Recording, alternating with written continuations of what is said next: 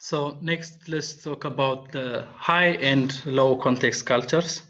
So this was a way of understanding cultural orientation, which is put forward by Edward. So this is a way of understanding different cultural orientations. There are high context and there are low context cultures.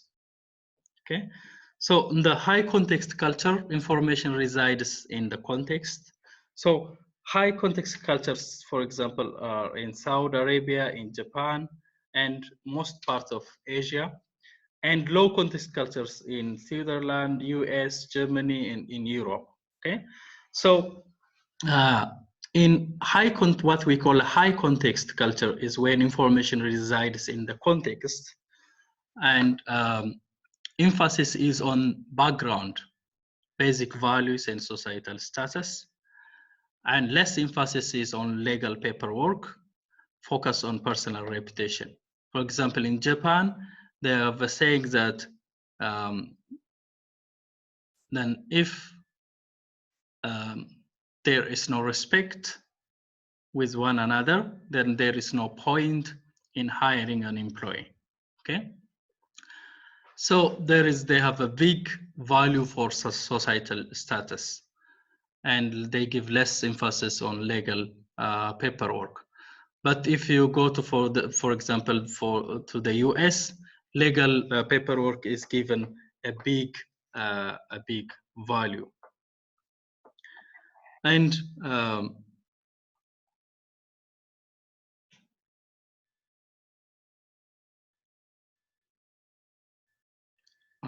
I'm sorry, let me reply for.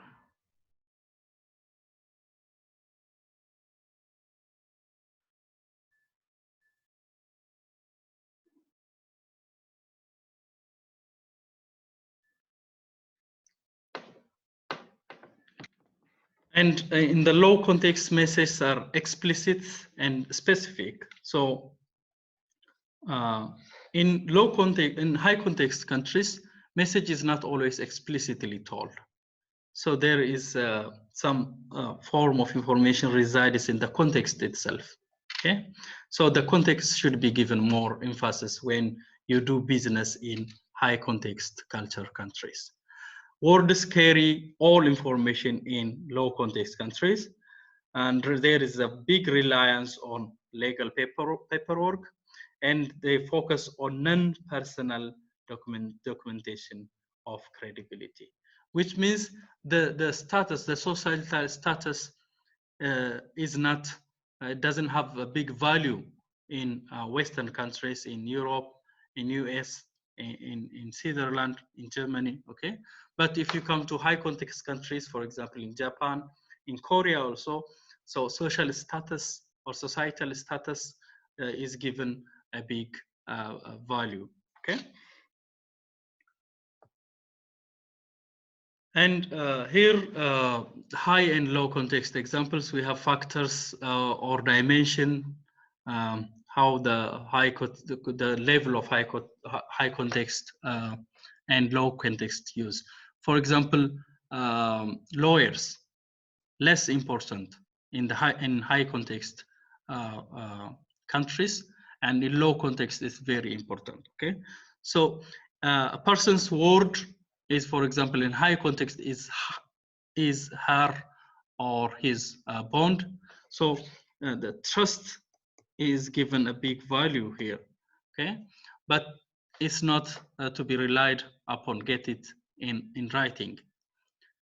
So in high context countries, for example, if you tell something for a person, they give it a big value and trust because of the trust. Okay, but in low context countries, then they expect you to get everything in writing.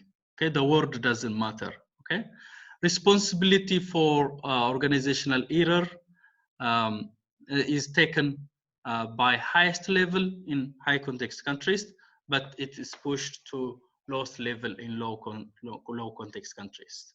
Space people breathe on each other. I'm not sure about that, but in high context countries, people are very close with each other, and physical distance is not that much respected. But in Western countries, in Northern Europe, people maintain a bubble of private space and resent intrusions.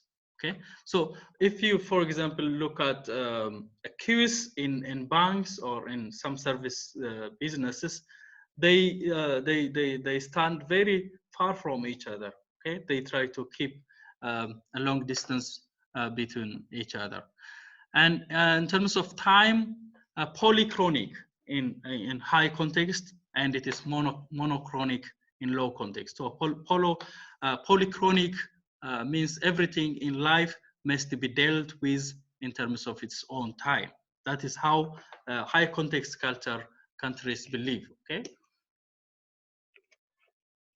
and in monochronic time is money, and linear, one thing at a time is done in low context countries. And negotiations in high context are lengthy. Okay, so in the US, for example, you go to do something, so negotiations are simple and very short. Okay, as we have said, they have this cultures of getting it very quick. Okay, so or get to the point very quick. But in high context countries, discussions or negotiations are usually lengthy, and the major purpose is to allow the parties to get to know each other. Okay, but in low context countries, they proceed very quickly. And competitive bidding is infrequent in high context, but it's very common in low context countries. Country or regional examples: Japan, Middle East, and the low context countries are United States and Northern Europe. Okay. And next thing is about this Hofstede cultural typology. So as we said, Hofstede is an organizational anthropologist. So most of you are familiar with him, organizational anthropologist. Okay, he's an anthropologist, very well known in this cultural contexts, and he has divided this 5 typologies. We have individualistic, collectivist.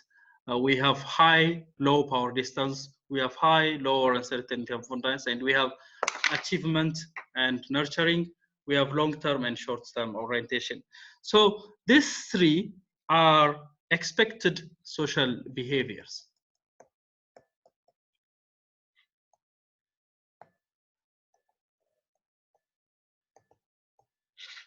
And this is termed as man's search for truth. And this is considered as the importance of time. Okay, so actually previously it was only 4, but now this was added. That is a long-term, short-term orientation after research done in China. Okay, so anyways, we have this individualistic, collectivist countries. For example, you can say Italy, for example, and Korea also to some extent is collectivist country, and individualistic countries, for example, the US. So when we say individualistic, it means that people care much about their interest and their interest of their relatives or close family members. But in collectivistic countries, there is a group thinking, or people care about their family, their extended families. Okay, so these are the 5 cultural topologies. Okay, let's talk about them one by one. So the first is individualistic, collectivistic cultural dimension. So in this dimension, people look after, in individualistic, people look after their own and family interests, as you have said. Collectivist people expect the group to look after and protect them. For example, Mexico and Thailand could be very good examples of collectivistic countries, and the United States, Canada, and Australia could be called individualistic. So people in this country care more about their own and their close families' interests. But people in Mexico, Thailand could be called collectivistic countries, or countries with collectivistic cultures, which expect the group to look after or protect each other. Okay, so Japan is in between. I hope South Korea is also close around collectivistic culture. Okay, and we have this high power distance and lower power distance. So in higher power distance, it accepts wide differences in power, great deal of respect for those in authority. So maybe Korea also now could be more to a high power distance than low power distance, right? Because low power distance means it plays down inequalities. Employees are not afraid to approach, nor are they in awe of their bosses. Okay, so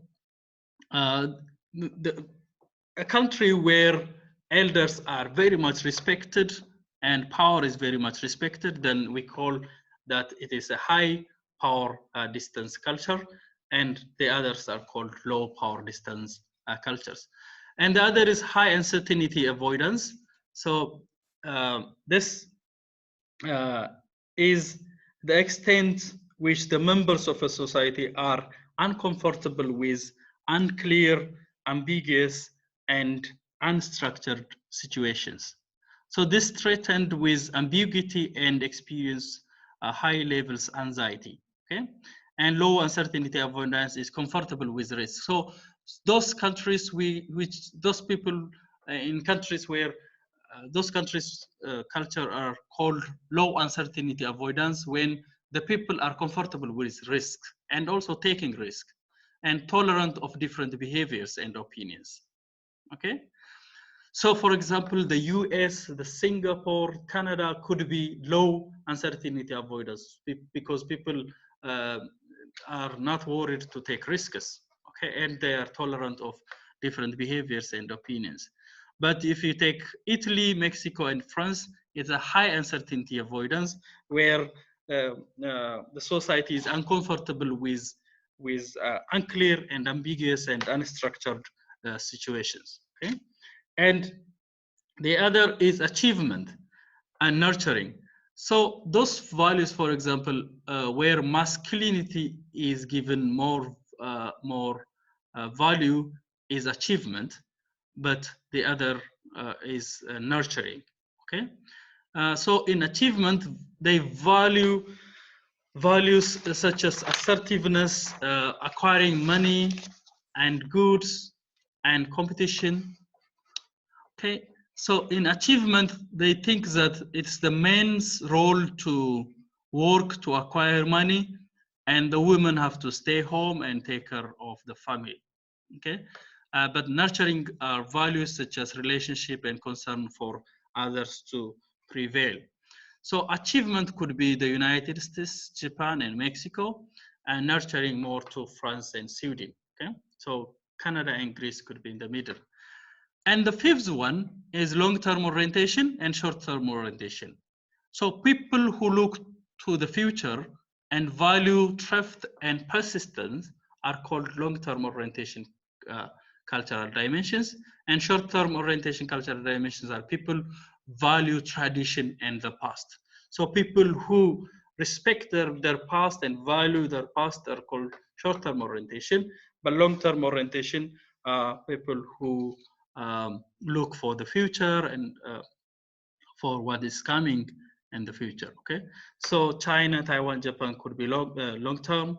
Australia, Canada, Germany, United States could be short-term orientation. Okay, so actually this is very important part in this Hofstede or in talking about cultural dimensions. So it's very important for us as global marketers to know the cultural dimensions of the countries with which we are planning to do business, okay? Because individualistic cultures, for example, are very different from collectivist cultures, okay? So the way we approach individualistic countries should be different from the way we approach collectivist cultural countries, okay? And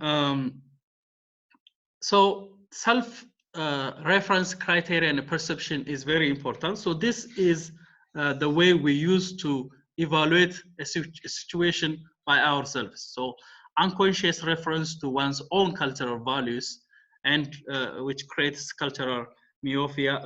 Myopia is using this self-reference criteria and perception. So the point is, for example, we are planning to open a business in Japan, okay?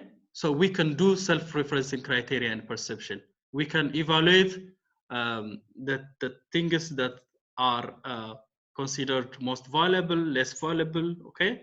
And we can decide on the cultural dimensions and act according to the cultural dimensions of the countries.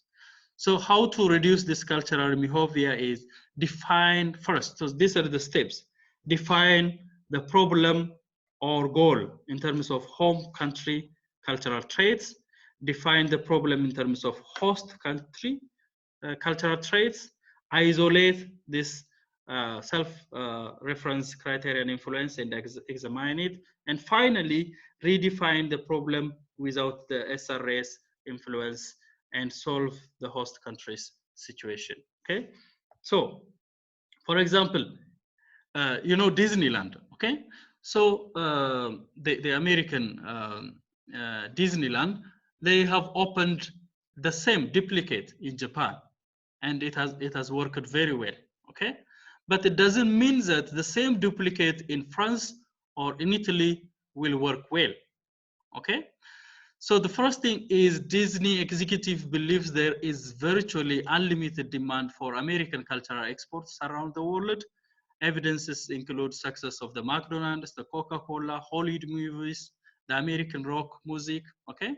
So Disney has a stellar track record in exploiting its American management system and business style, okay? So you can take Tokyo Disneyland, which is a virtual carbon copy of the park in Anaheim, California, has been a runaway success in Tokyo. Okay, so Disney policies prohibit sales for consumption of alcohol inside its theme parks. So, for example, take this one. Okay,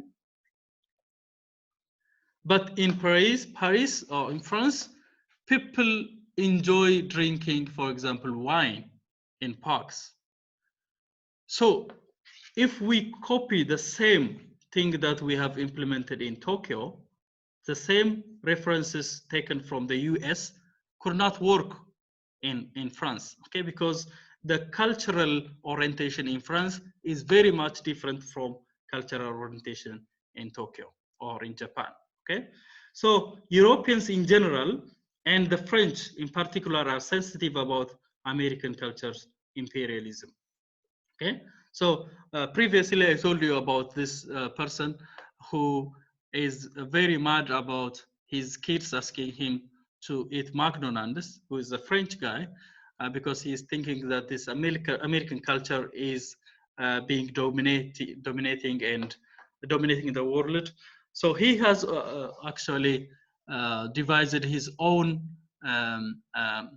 McDonald's or his own food, which is similar to McDonald's, but prepared for the French people, okay? So the same way, these French people are very sensitive about the American culture and imperialism. So consuming wine with the midday meal is a long-established custom in France, for example. Europeans have their own real castles, and many popular Disney characters come from Europe, folk tales. So the significant difference revealed by, so now we are comparing US and Europe or France, let's say, okay? So we state the cultural values here, cultural values here, okay? And if the cultural orientations are similar, then you can adopt similar strategies in this country, okay? But if the cultural orientations are very much different, then you have to somehow adopt this service that you are offering according to the needs of the people in these countries, okay? So the significant differences revealed by comparing the findings in step 1 and step 2 suggest that strongly that the need upon which the American and Japanese Disney theme parks were based does not exist in France, okay? So a modification of this design is needed for the European success, okay? So step 4 is this would require the design of the theme park that is more keeping with French and European cultural norms, okay? So allowing the French to put their own identity on the park. So this is a referencing criterion, right? So you identify the problem, you define the problem, you isolate the SRS influence, and you redefine the problem without the SRS. So these are the steps that you use to evaluate the cultural dimensions by yourself and to devise a solution, okay? And diffusion theory is the other topic in this chapter. So in diffusion theory, the mental stages talks about the mental stages through which an individual passes from the time of his or her first knowledge of an innovation to the time of product adoption or purchase. So cultural diffusion means the level individuals adopt new ideas. Okay, that is diffusion. Diffusion theory, right? The level that individuals adopt to new ideas, and this diffusion theory has a framework, and this framework consists of three things. The first one is the adaptation process. The second one is the characteristics of innovation. And the third one is adaptation or adapter categories. Because these are the three things in diffusion theory framework. Okay, so we'll talk about this three things. So as we have said, diffusion talks about the stages from recognizing or from first identifying a knowledge to the purchase or adoption of an idea is called diffusion, okay? So the first, the adoption process. In adoption process, we have this steps: awareness, interest, evaluation, trial, and adoption, okay? So awareness is to learn about something, interest, the need, the want to learn, evaluation, the interest to try, and trial is a trial for expensive goods or a single purchase or for expensive goods. And finally, adoption is to buy or continue to buy the product. So anyways, it starts with adoption, awareness. Then after awareness, interest will be there. From interest, we evaluate. From evaluation, we try. From trial, we adopt. Okay, so that is how it goes in adoption process. So these are step-by-step processes that are in adoption process. And the other thing is characteristics of innovation. So innovation is something new. So after this new thing is adopted, once it is adopted, then you can't say it is innovation, right? Because it's already adopted. So there are 5 factors that affect the rate at which innovations are adopted. Then this include relative advantage, compatibility, complexity, divisibility, communicability. Okay, so relative advantage is comparing to the existing products. So is the new product good or bad? Okay, so relative advantage. Compatibility, the extent to which a product is consistent with the existing values and past experience of adopters. Complexity, the degree to which an innovation or new product is difficult to understand or use, and divisibility, the ability of a product to be tried and used on a limited basis, and communicability is the degree to which benefits of an innovation or the value of a product may be communicated to a potential market. Okay, so in this, the second thing in the diffusion theory is to know about the characteristics of the innovation. And the characteristics could be different, like this. It could have a relative advantage or not. It could be compatible or not. It could be complex or not. Divisibility, communicability. Okay. I think this is you can easily read and understand this. And the other category is, the other thing in diffusion theory framework is adopter categories. So the 2.5% are called the innovators, and the 13.5 are called the early adopters, and the early majority adopters, late majority adopters, and laggards. So these are people who test a product or service after everybody has already tested them. Okay, so being an innovator has its own advantage and disadvantage, right? So if you are the innovator, you will be the first one to get the advantage of the product or service if the product or service is very good. But at the same time, if the product or service is very bad, then you will be the first one to be the victim of the product or service delivered. Okay, so most people try to be or are comfortable to be around here, to be early majorities. Okay, there are early adopters still, which are after the innovators, but majority of the people would like to be early majorities, not to take the risk.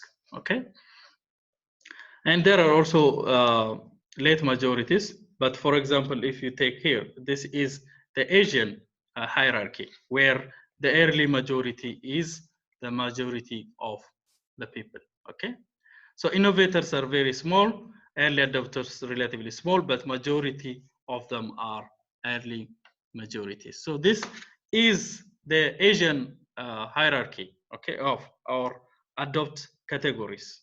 Okay, so you might say this is common, and when you open a business, you expect few innovators or people who try your product without any hesitation.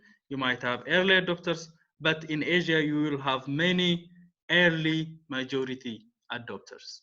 Okay, so you have to at least wait until here to make sure that the product is accepted or not accepted by the customers, right? And the last thing is about marketing implications of social and cultural environments. So cultural factors must be considered. So the whole notion of talking about culture and society in this chapter is to let you know that it's very important to know the social and cultural environments of countries when we are involved in global business or global marketing. Okay. So cultural factors must be considered when marketing consumers and industrial products, and environmental sensitivity. So environmental sensitivity reflects the extent to which product must be adapted to the culture specific needs of different national markets. Okay, so our whole objective of discussing this chapter is to do this. Environmental sensitivity is very important in a business. And environmental sensitivity means adapting your strategies or your marketing plans according to the culture of the society. Okay, so this adaptation of strategies and marketing plans is called environmental sensitivity. Okay, and for example here, environmental sensitivity could have different levels. Okay, so this here shows product adaptation. This shows environmental sensitivity. For example, integrated circuits have low product adaptation, low environmental sensitivity, right? Because they are here. Because if you sell integrated circuits, you don't have to modify or you don't have to adapt integrated circuits to any culture, because integrated circuits in Korea have the same use and same perceptions in China or in Europe or in Africa. Okay, so some products, so this products could be categorized as having a lower environmental sensitivity, okay, and lower product adaptation. And computers have a little bit, should be a little bit modified, okay. For example, if you take the US, so many people play games, so the computers has to be designed in a way that it fits their needs, okay.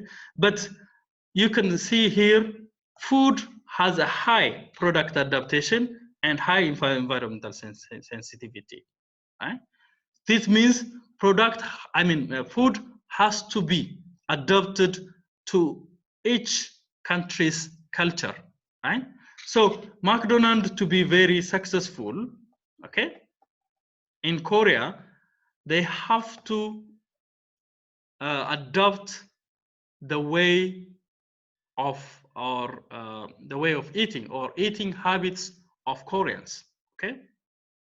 Unless that is done, then McDonald's will not succeed or will not be famous in Korea, okay? So anyways, food has a high sensitivity and food has to be adapted according to the needs of different countries, okay?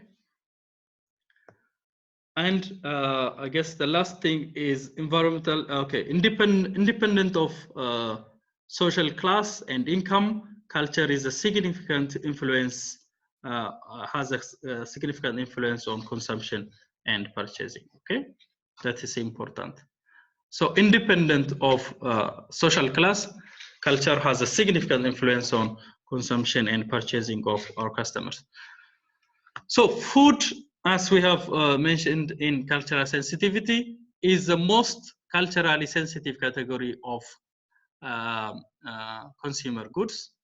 So for example, bottled waters are very famous and well known in a place or in a country where the tap water is contaminated, okay?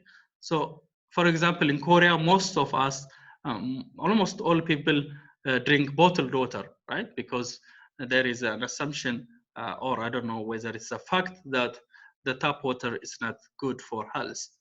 And Starbucks overcome cultural barriers in Great Britain and today has more than 800 branches or locations. Okay, so anyways, the point is food items or those companies that sell food products should be very careful about the cultural sensitivity. And as a global marketers, if you are an employee or an owner of a business that is going to be engaged in international business, then you have to be cautious about the environmental sensitivity, and you have to identify if the product needs adaptation to the culture of the people, okay?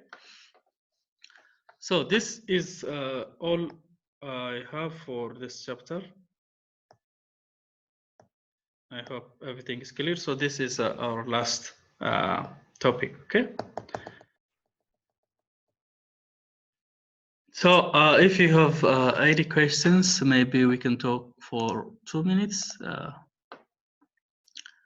So I have one question. What are cultural challenges while going for global marketing or business? What are cultural?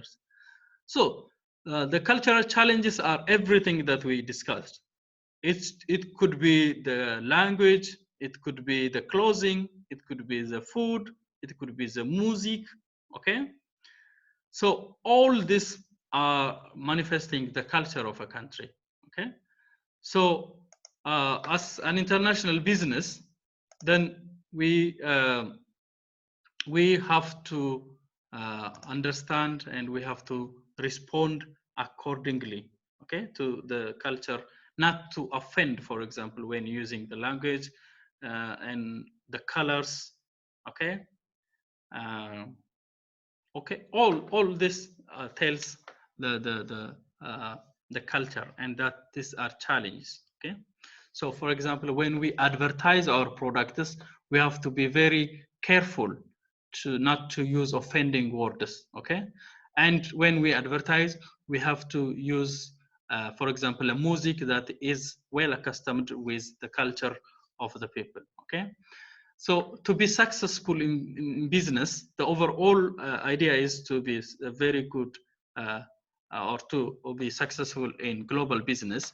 Then global marketers should study the culture of the people with whom they are planning to uh, uh, transact, okay, so that they can successfully run their business. As we have said, Starbucks has, for example, adopted its products in the UK according to the needs of the UK people, and now they have more than 800 branches.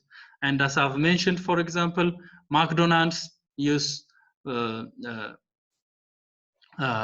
be, I mean, the Domino's pizza used to be not accepted in Italy, but later on, once they identify that they are the Italians are not welcoming, or they do not like the way these pizzas are prepared, then they change it according to the cultural, I mean, the eating habits of the Italians.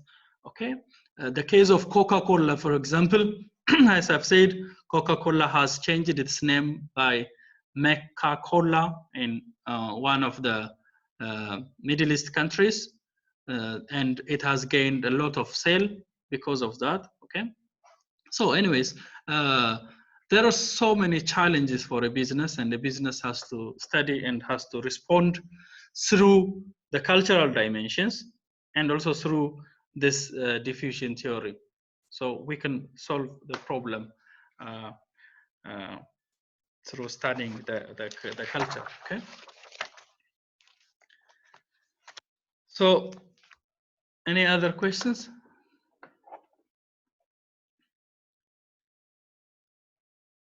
So this is all we have for today.